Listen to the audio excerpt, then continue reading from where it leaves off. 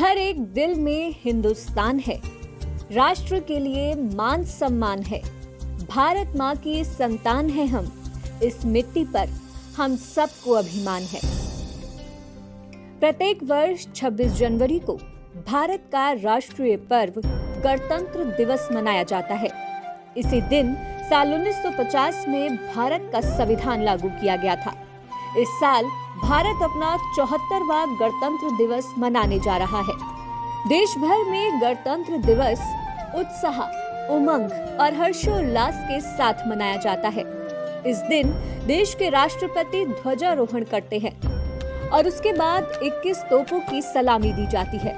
इस मौके पर देश की राजधानी दिल्ली स्थित इंडिया गेट पर भव्य परेड का आयोजन किया जाता है, जिसमें देश की तीनों सेना, थल सेना, नौसेना एवं वायु सेना का दल भाग लेता है।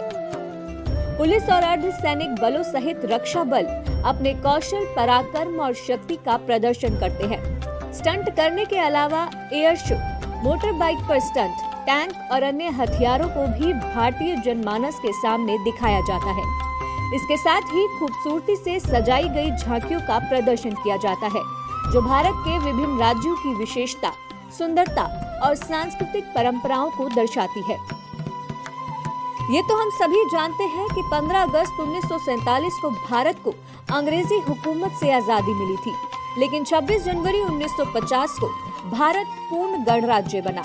दरअसल भारत का संविधान लागू करने के लिए 26 जनवरी का दिन ही क्यों चुना गया, इसके पीछे भी एक कारण था। साल 1929 में 31 दिसंबर को राष्ट्र को स्वतंत्र बनाने के लिए पंडित जवाहरलाल नेहरू की अध्यक्षता में लाहौर कांग्रेस अधिवेशन का आयोजन किया गया था, जिसमें ये घोषणा हुई थी कि अगर 26 जनवरी 1930 तक अंग्रेज सरकार भारत को उपनिवेश का पद नहीं प्रदान करेगी, तो भारत अपने आप को पूर्ण स्वतंत्र कर देगा। और ऐसा ही हुआ। अंग्रेज सरकार ने जब कुछ नहीं किया, तब देश के पहले प्रधानमंत्री पंडित जवाहरलाल नेहरू के नेतृत्व में इंडियन नेशनल कांग्रेस ने अंग्रेजी हुकूमत के खिलाफ पूर्ण स्वराज का ऐलान किया था।